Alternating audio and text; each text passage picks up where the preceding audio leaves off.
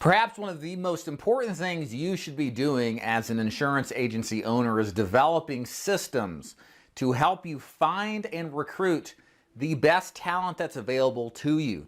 This is probably the most difficult thing that agency owners intend to try to solve, and they really don't know how to go about it. So what I'm going to do in this video is essentially give everything to you that I have learned over the past 10 years since starting to recruit in 2013 on how to do it successfully. We're going to go through a litany of different strategies, but not just like hit on them from a high level, but go into detail. We're going to go through several different strategies, including organic social media, paid and unpaid. We're going to go through traditional channels like email, outbound calls, etc. And I'm going to give you, in some circumstances, specific examples of what I have used and how the results have been.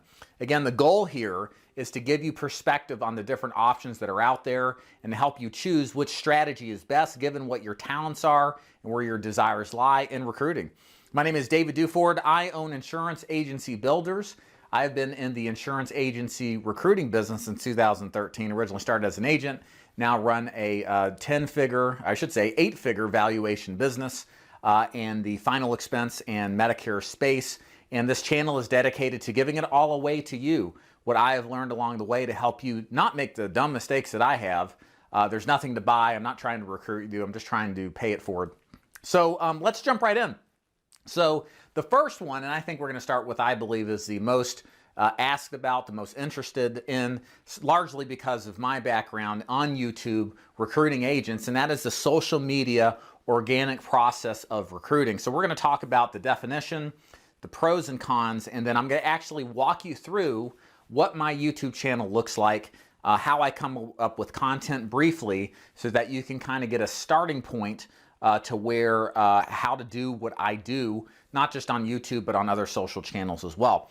So of course, social media, we all know what that is, right? We all have a smartphone. We all spend way too much time on social media. The idea behind social media is that there's a bunch of people out there who may be good prospects to recruit to, whether they're licensed or unlicensed, whether they know they're interested in the business or don't know they're interested in the business.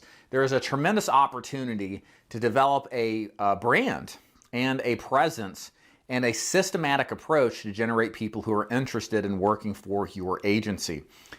This is the way that I have built Duford Insurance Group. Probably 80 to 90% of my recruits now come from business that we've generated via YouTube using educational videos to help agents without any expectation in return. And of course, the return has been way more than what I have given, and I'm very thankful for that. The pros of this is that it is a cost-free strategy. You don't have to go out there and pay money in the sense of like buying a lead or paying a staff to call a list of agents like we'll talk about later. It is literally you with your phone. It could be just that simple. It could be more elaborate too.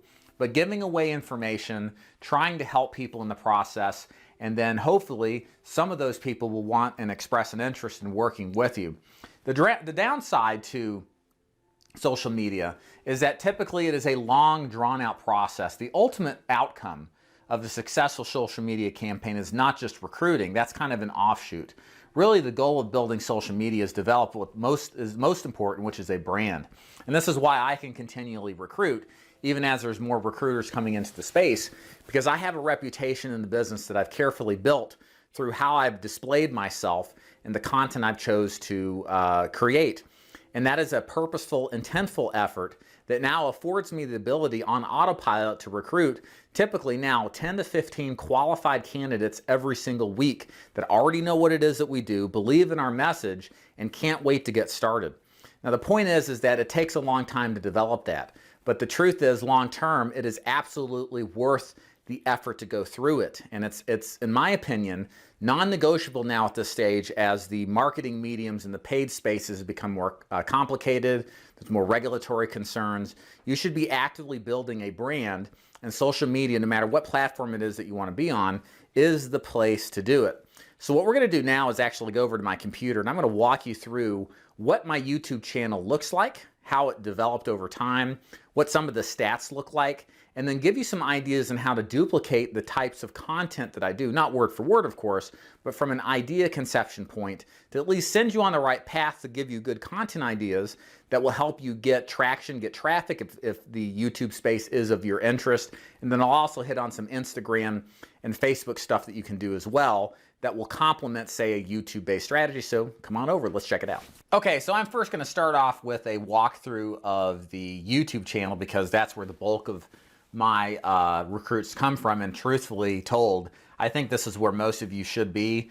The power of YouTube is just incredible. It allows you to create a celebratory type of status, even though it's on a micro level. I can walk down the street, go to the store, nobody knows who I am. I get to enjoy my anonymity, but as soon as I get into an insurance space, people know who I am and there's a brand attached to that.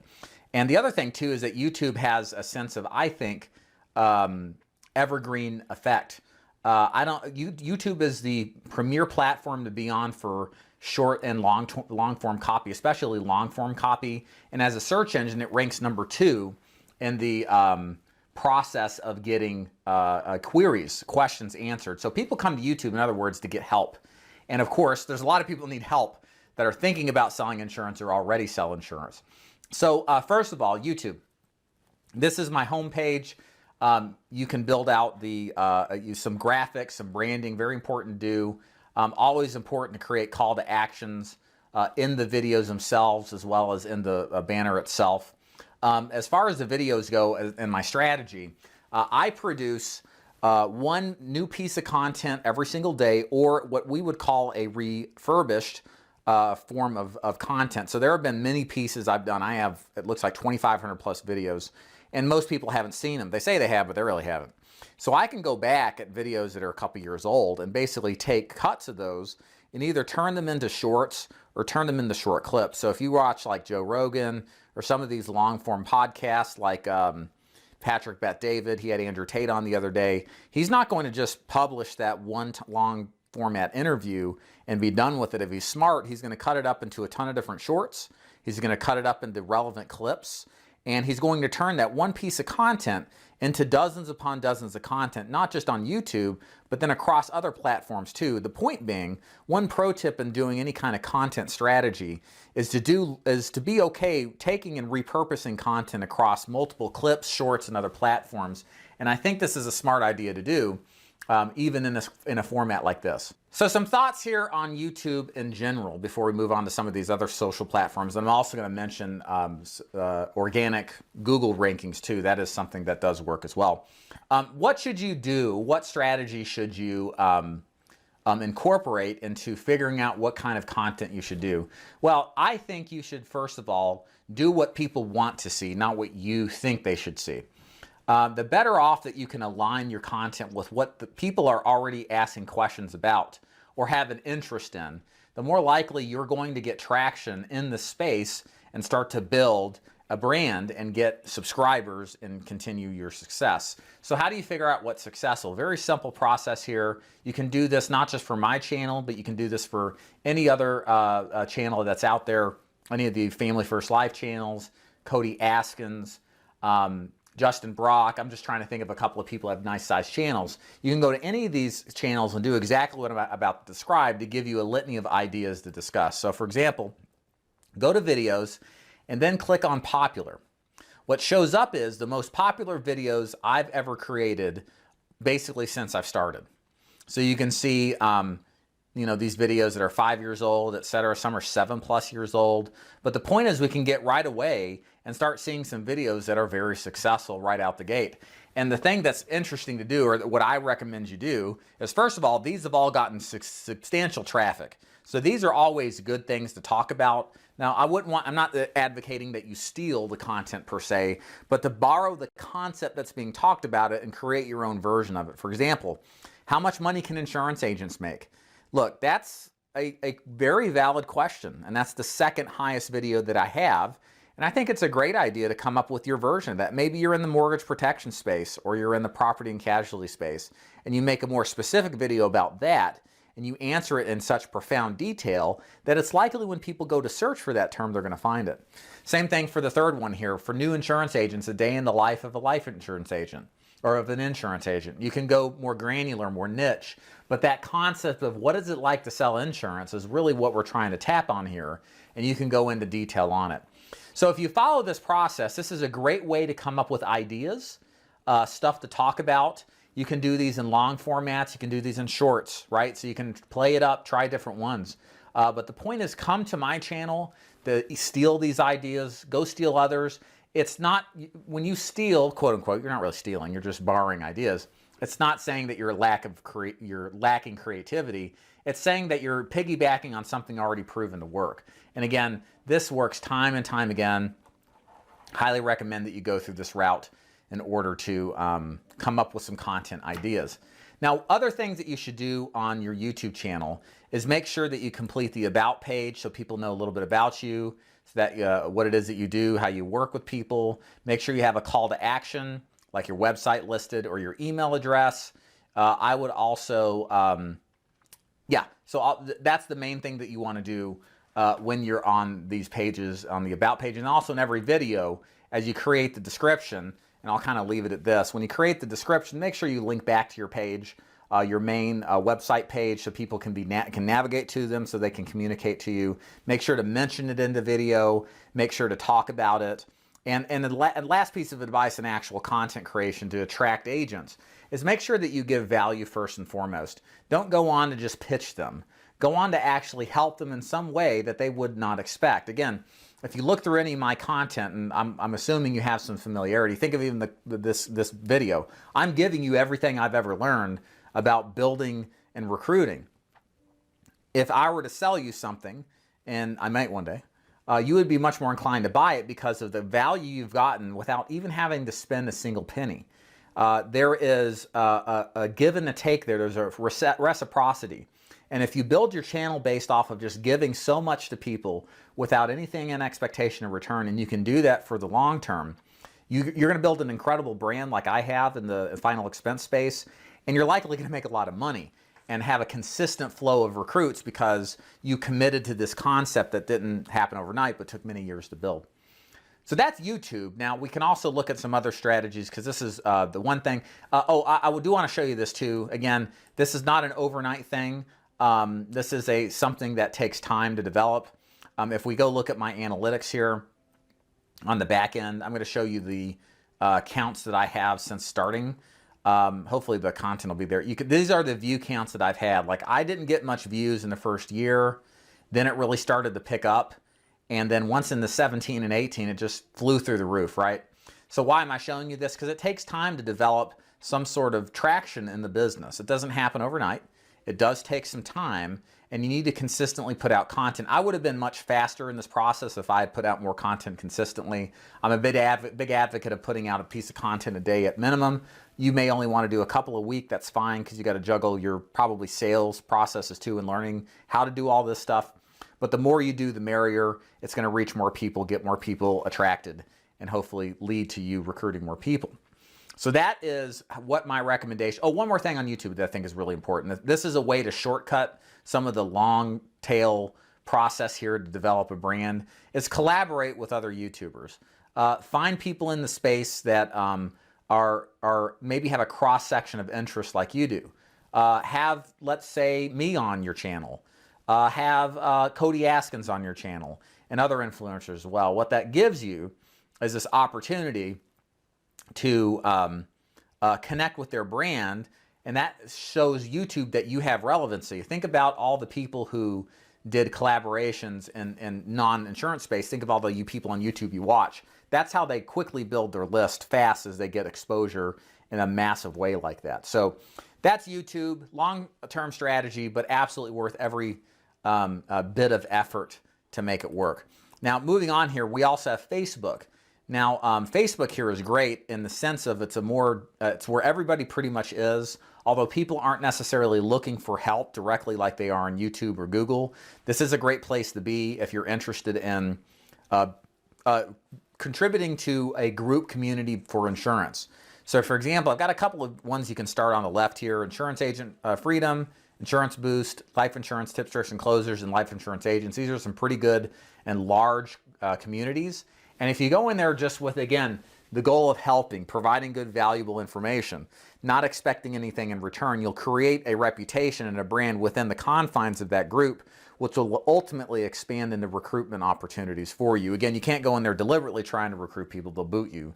But if you give and give and give and give and give, there's going to be some people who say, hey man, this guy gives so much, why wouldn't I want to work with him? That's really what you want to develop as far as a conversation in the mind of your prospects. Final expense is great too. Final expense, excuse me, the insurance forum. Specifically, I'm in the final expense forum occasionally.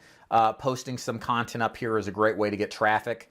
The insurance forum doesn't get as much traffic as Facebook groups does, but it's still a great forum to go to. People do find content here to read, and they will come to this forum. So if you have good content and timing's right, you may get interest. This is how I got in the final expense business. This is where it was to be in 2011 with talking about the business experientially. And it's because this forum existed that I found the original organization that I was a part of.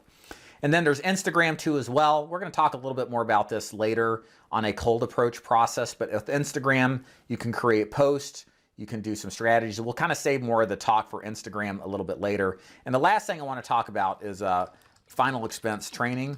Google searching. You can create posts on your website. And I spent probably a big chunk of 2019 creating content for my website, daviddufour.com, to basically attract traffic for people searching for search terms in Google for things like final expense training and selling final expense successfully and a bunch of different keywords. The goal here is pretty simple. Just write really good content. I would keep it to 1,000 to 2,000 words. Again, less about the word count, more about the value of the content you're giving. Let it be like really good pieces of content. And there is a potential over the course of a year or two that you can start ranking. It's kind of like YouTube in that it takes time to rank well. But this is a great way to get clicks, interest to your website.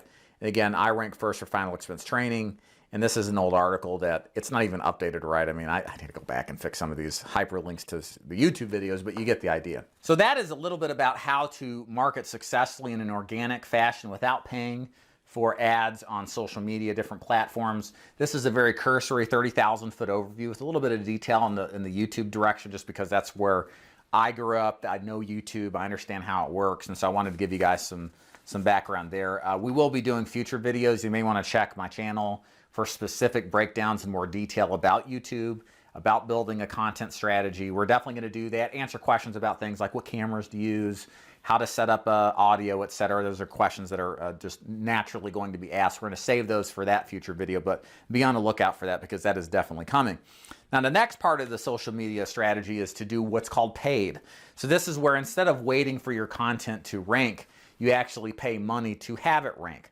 All of the details we've talked about are true in the sense of you just create good content that provides value, but you also have the element of having to pay for it. So what I'm going to do here is go over to my screen. I'm going to try to dig up an old ad that I used to run with a Facebook manager for some paid traffic to show you the strategy that I use to create interest in our agency in kind of an indirect way. It'll make more sense as we go over here and check it out, so come with me. Okay, so on the screen here is a Facebook campaign that we ran with some success, but I ended up closing it off because I had other things going on that I was trying at the time that I wanted to put money into. It worked okay, but I don't really like honestly paying for lists, email lists. I do so well doing organic that I'm always very hesitant to pay money for a name. Maybe I shouldn't be, but I've always kind of been that way. But what we got here on the screen is very simple. I created a piece of content. This was how to sell insurance, how to make $500,000 a year in 5 years or less passively. So it's a great piece of content with a lot of great information.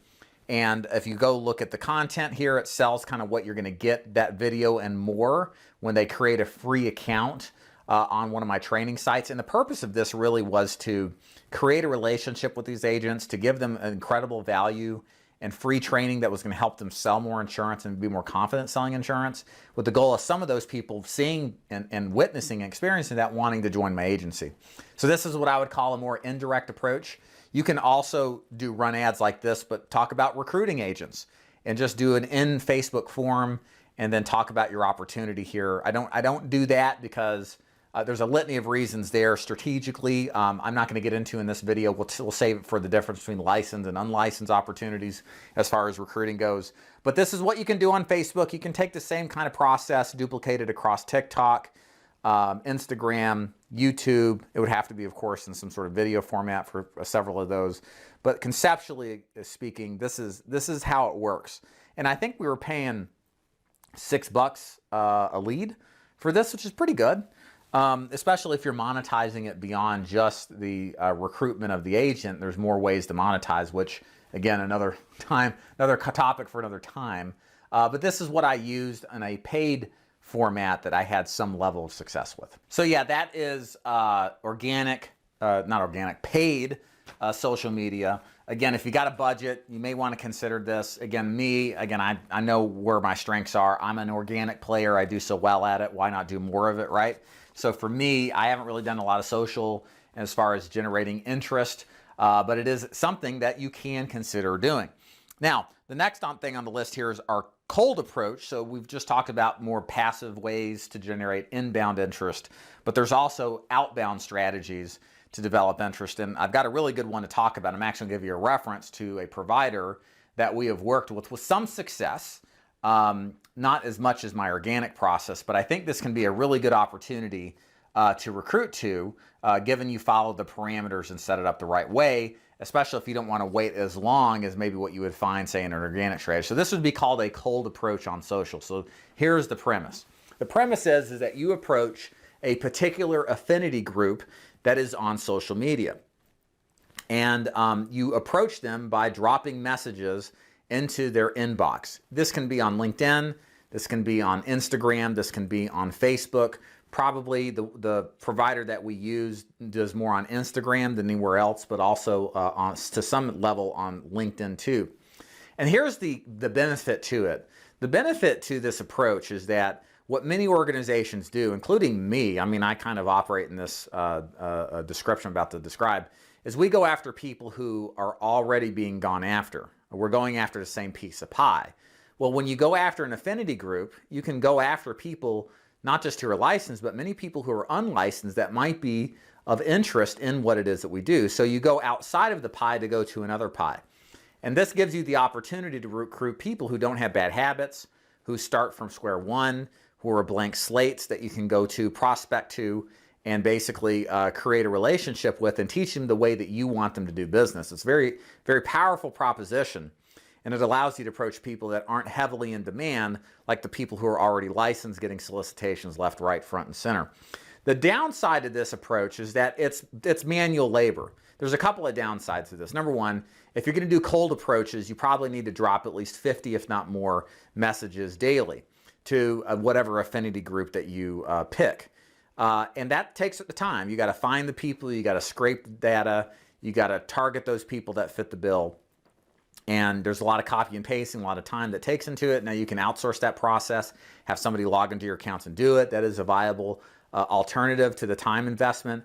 And it's a low probability opportunity. You know, you're going to hit them. You're not going to get a high conversion rate. You're looking for just a handful of people, maybe 3 to 5 people who are decent quality every month that you bring on and put into your team once you get scaled up and running. Another downside to the affinity approach, and this is probably the objection that I have to it, but it is what it is. I'm not saying it's a bad thing. It's just, for us at DeFord Insurance Group, it doesn't align with our recruiting, our more easily ascertained recruiting strategies, is that using an affinity approach and you're approaching somebody outside of the insurance agent license sphere, it is a long sales cycle to get them licensed, to get them away from where they're working, to get them trusting you, to get them a believer, and then to get them in the field. It is not an instantaneous, quick recruitment thing. And what happens is while this has served some purpose intelligently, it takes a ton of work. And you're going to be talking to a lot of people to only get a few to do it. And it's up to you to take them from zero to hero, from ignorance to total understanding. And there's so much at risk of losing the people if they don't trust you all the way, or if there's other issues with their business, etc. So you really have to do a good job with picking a great affinity group. That's probably where in my process with this personally, we didn't do a good job of. My affinity group truly is insurance agents. But when the company we're going to talk about here and kind of profile that does a great job at this that we work with, when they say affinity group, you think of maybe a social circle or an affinity group that you just have a connection with, that you understand the people, how they think, how they operate, what their concerns are. And like if you're a musician, like if it was my son, he's grown up playing piano, he's very good at it. I would have targeted musicians. You know, musicians are almost always broke. They need to make money, and maybe they haven't considered an opportunity like insurance sales. So I can talk to a musician because I am a musician. I understand what their circumstances are. And so when you do cold approach, you kind of give yourself a couple of angles above just a flat out cold call without any sort of background. And people are more inclined, a little bit more inclined to have a conversation, talk to you about it. But you really have to have a well-refined affinity group. I think that's where we dropped the ball. We said something about weight training and physicality, and that's just not I was a personal trainer back in the day, but it just wasn't a really good affinity group. Maybe you should have done jiu-jitsu. I could talk to jiu-jitsu people.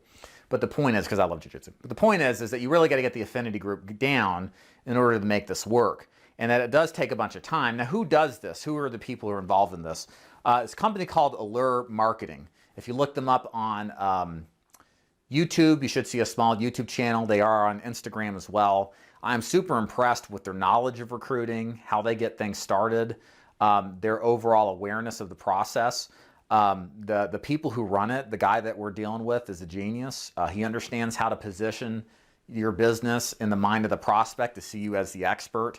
And you can I've learned a ton from just this particular individual on branding, not so much branding, but on positioning and how you present yourself to somebody who has no clue what it is that you do and get them to trust you.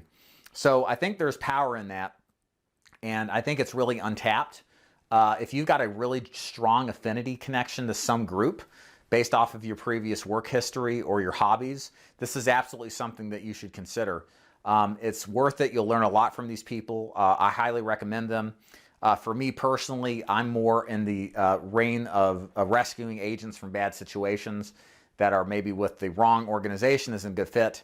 And long story short, it wasn't a good outcome for us, but I'm confident that if you're looking for an outbound strategy, this is the one to do when it comes to cold approaches. You can also do cold approaches on email. So what is that? So that's where you would acquire a list of licensed agents. There are a bunch of filters. You can filter by zip code, states, age, years licensed, type of license, types of appointments they have, and then do an email campaign, a spam campaign, lack of a better word, at a mass level, and then cultivate interest that way. So we've been doing that with very good success. We are doing some of our own emails, and we're getting really good results. I recommend checking out Discovery Data is the company that provides the email. They may have some sort of emailing solution to handle the campaign for you. If not, you would just buy a list, set it up however you want to, and then find some email campaign and then email out on a mass level on a multitude of follow-up emails to try to get them to book appointments with you to learn more strategies and how to make that work. I've seen organizations keep it very simple. They'll mass email something out like, hey, we got free leads at 70% contracts and 120% contracts with paid leads. Click here to learn more. They collect their information, then follow up with them later. The point is that there's a lot of different ways you can go here. You really have to know who your audience is, who are you trying to prospect, what are their pain points, and how can you identify them into your campaign. One thing that we do at the Ford Insurance Group is we focus on the agent that values mentorship, that's been burned in many cases by an agency that's more focused on multi-level marketing and not so much on training and support. And so our email campaigns that we do once a week exclusively focus on, hey, you're going to get support, you're going to get training. This is not another MLM Kool-Aid drinking scheme, whatever, right? And it works because we know who our audience is and know how to speak to them. Out of that huge list, there are people who are very interested because they've been through the process. They believe in insurance sales, but they've been jaded on the process of being successful based off their experience. Long story short, email absolutely still works. Email marketing works wonderfully well, even spam email, if you will, because it gives you scale at an affordable price and gets your conversation points in front of the right type of people, in this case, licensed agents. So it's something I highly recommend. It works wonderfully well. Now, this would be a purchase list solution.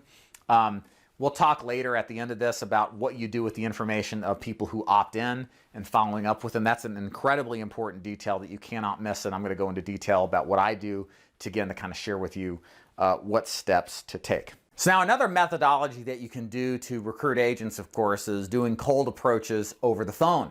So this would basically be similar to purchasing a list like with Discovery Data, but also purchasing the business phone numbers that were listed. This is publicly available information that is pulled off of the DOIs and then is sold as lists. So these are business calls that you're making. Check with your attorney and TCPA laws, of course, to double check.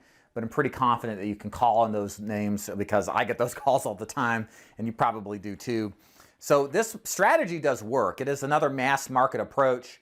It is kind of a spray and pray approach, but it is something that does work, and you can do it yourself, but this is something where I would consider outsourcing the task and finding a good person to do the work for, to follow up with. So for example, you can go to Upwork.com. I've hired a lot of my freelancers from there. Very highly recommended group of a website to find good people. And basically, you can hire people with experience cold calling. You can develop some kind of script, some kind of qualifier to get them interested. Again, you got to look at what your product is, what you're selling, and then basically have some kind of pitch to get interest derived from it. And then either transfer those calls to you or to call back on or to set up an appointment or to get information. Again, it is a bit old-fashioned. It is definitely grunt work. But if the timing is right, many times you can find good prospects, especially if you play longer term. This is where the fun is. If you come across an agent who maybe they're really good at what they do and they're happy, but you continue to follow up and build a relationship out of that cold call. Maybe the timing is right in the future, maybe sometimes years later, and then you can cultivate that business decision or business at that point. The next thing on the board or the list here is job boards. To me, job boards are kind of past their prime. The big problem with job boards, if you don't have a business where you're paying employees like your agents a wage and you're able to set this up and prove that you're not an MLM, they're very difficult to get approvals on jobs. I've had a heck of a time trying to get it done, and there's definitely agencies that do it, but it's gotten to the point now, especially since 2015 and beyond, when there's a lot of MLM insurance agencies that really moved into this space. They've made the whole job board process exceedingly difficult, much more than it had been in the past. The pros of job boards, you can scale tremendously if it's set up correctly and get a lot of people interested. The cons are you're dealing with people who have no clue what insurance is. So you got to educate them on the opportunity. You got to sell them on why they should work with you versus others. You have to get them through licensing. Then you got to get them out there to actually sell something. So there's a heck of a lot of work involved. It's very much similar to the process of doing, say, social organic, that maybe it's targeted to any business opportunity type person, not social organic, social paid, and you got to walk them through this entire process. So it is what it is, but it is something that can work at scale, but you have to have a pretty well-developed system in order to do it. I don't like it personally. Again, what you'll find, and we'll go over some takeaways here at the end, you're going to kind of find where your strengths are and then go all in on those strengths. And it usually isn't all of them. It's just maybe one, maybe two that you'll do profoundly well.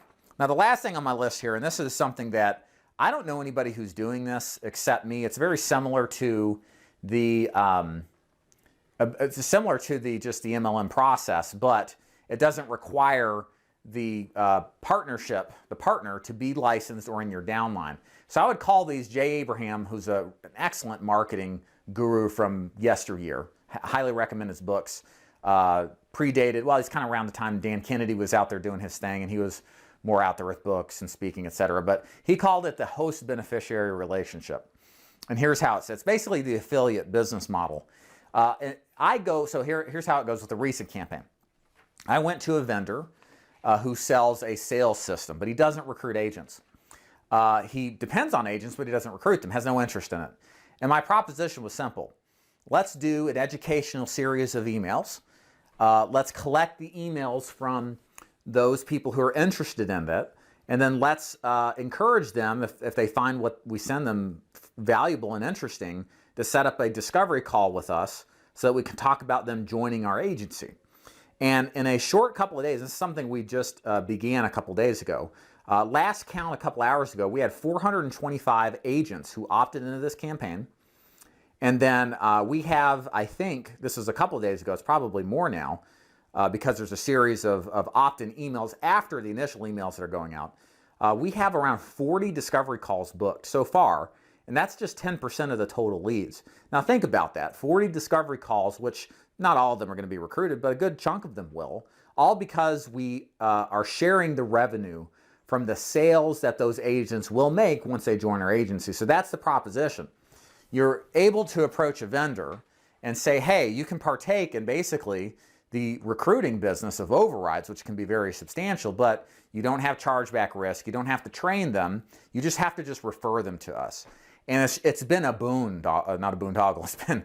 It's been wonderful for us so far, and I'm very confident that this is going to translate into a great opportunity to build more recruits than we otherwise would, and then we're going to take this to other vendors. Now, I'm right now personally targeting people who are or vendors that are in the insurance space, but this is something you could take potentially to a limitless number of opportunities. You could take this to people in the business opportunity sector. Maybe somebody's got an email list or a YouTube following, and they're not in insurance, but they talk about business opportunities. And you can approach them. Many of these influencers and companies, you know, they've got a particular niche, but maybe they don't realize how much they can monetize their list. And that's a thing that I've realized is a lot of these companies don't monetize their list, meaning they don't make offers to it enough to squeeze out as much possible profit that they can. And this is a killer opportunity, because if you approach any biz op person, people are in the market for anything that has proven to be an opportunity, and your insurance sales opportunity may be wonderful. And it's even better if you approach, say, a lead vendor is a great idea, or a course seller. They all have a list of people who know, like, and trust them. And again, that's the benefit to these host beneficiary programs, is there's an explicit endorsement that comes from you, the list owner, when you say, hey, check out this stuff from David Duford, it's pretty cool. And that is so much better than a cold strategy where they don't know you, they don't have a chance to build a relationship, there's no implied or explicit endorsement.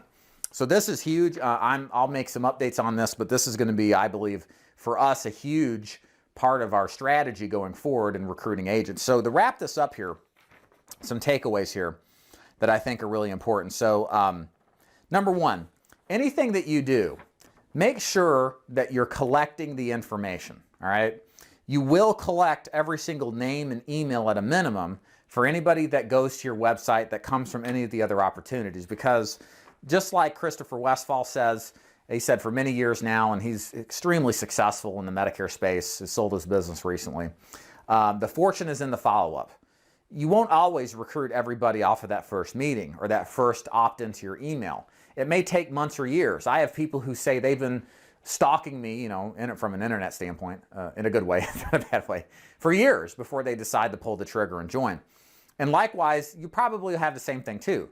And the only way that you're going to get these people to remember to continue to consume your content and be in front of your offer is to collect their information. So how do you do that? It's very simple. Give something away for free and make them go to a landing page to opt in, preferably your website. And I'm actually going to bring you over to my screen real quick to kind of show you how I do it, because our first goal is to collect their information, obviously, from an application. But then the secondary goal, a B lead, if you will, not an A lead. A lead is the application to join.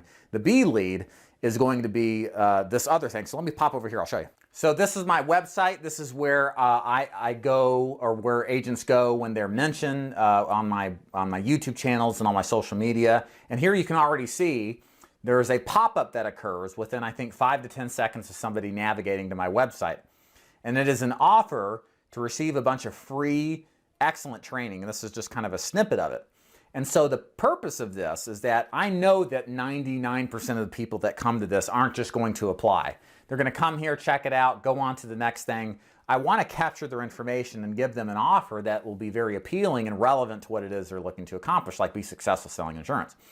So we do this on the front end when they log in. We also, when they're leaving, we have another pop-up. It's basically the same thing, but it's just a variation of it, a little bit different looking, maybe different headline. but then again, to drive them into putting their email in and clicking yes to send the free tutorials. So this collects us an additional, I would say, 600 to 800 names a month with the traffic that we've got coming to the website. When they sign up for it, again, they go to this site, they watch this video, this is kind of the offer, and then they sign up here. Then they go to a training site, and this starts our relationship. They get to know, like, and trust me more. We do live training for them. We build relationships. And in the process of trying to recruit somebody, people are going to go with the company they trust and they have good vibes with. And this puts us at an advantage over the vast majority of agencies that just pump and dump, recruit or leave, and don't get the opportunity to build a relationship. So the point is, you got to offer, it could be something as simple as like a video overview of how to be successful. It doesn't have to be as elaborate as this, but you got to offer something for free and collect their information, and then continue to market to these people over time, because they may not be in the market now to make a move and then do business with you, but they might be in the future.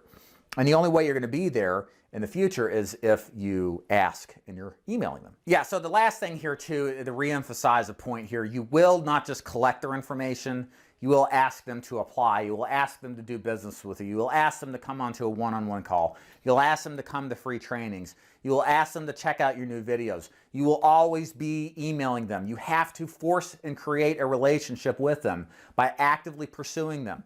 How much time should you email? Just once a week. Start there.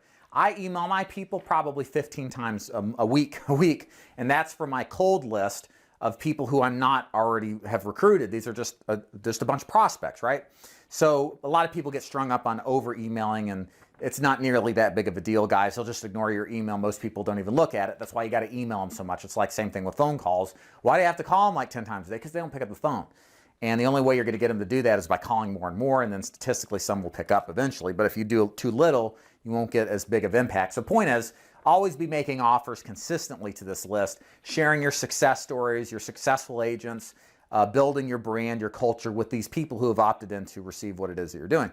So some final things here on the thoughts of recruiting. You don't have to do all of this to be successful. My take on this would be pick one out of the bunch here and go all into it. Okay, be a master of that one thing and specifically do it for 6 to 12 months before picking up on something else. Like for me, my first approach was I was on the insurance forums, people knew me, and I announced that I was recruiting. I got people that way that were kind of just browsing the insurance forum and saw that I was kind of a micro influencer at the insurance forum level. And then I expanded into YouTube, and I pretty much did YouTube for my recruiting really up until 2018. For 4 years. Then I got into Google SEO, which that worked okay. It wasn't not nearly as good as YouTube. And then really, I haven't done really anything that different except testing out now some cold email and also testing out some of this affiliate stuff. So it's likely we're going to be expanding into other ways, because as my business has grown, I have capped out, or I won't say I've capped out, but we've definitely peaked, I think, some of the YouTube approach, considering there's more and more people coming into it. It's great. We recruit about 30 to 40 people a month strictly off of YouTube and the list that we generated, so I'm not complaining at all. But my point is that at some levels, as you scale, like what we've experienced, you got to start picking up different marketing methodologies, put them into the mix, tweak them, understand them, learn them. But you don't have to do all that in the beginning. You got to pick the thing that is most resonating with you and get really good at that before you start stacking on different strategies as you scale up higher and recruit more people. And then beyond that, it's just a matter of time, guys. One thing about recruiting, and we'll talk about this in a future video, like how do you pick the right people, where do the best people come from, so on and so forth. We'll save that for another video. But really the truth is that this business of recruiting is just a function of time. It doesn't happen overnight. It's just like selling. It's a bit of a longer sales cycle with the added difficulty of getting people to actually go out there and do what they're supposed to and sell. But understand that you're in a position where you have to go at it just like you were going at it as a salesperson. And you got to stick to the fundamentals. And the fundamentals here is you got to have some kind of system to drive traffic, of which there are going to be interested people in joining your agency. And then scaling that as high and as long as you can to get the most out of it. So I hope you enjoyed this training. By the way, check out insuranceagencybuilders.com. I'm going to have some kind of freebie there to share with you. at no cost. So if you want some more great training, probably some kind of video or book, I haven't quite decided on it yet, but please go to insuranceagencybuilders.com so you can request that information. You'll get on my newsletter list. I don't send anything or sell anything, but it's there just so I will have it if sometime in the future I need it. But make sure you go do that and pick that up if you're really passionate about agency building and you appreciate having perspective and training like what we're talking about today. We'll see you on the next video. David DeFore logging out. See you.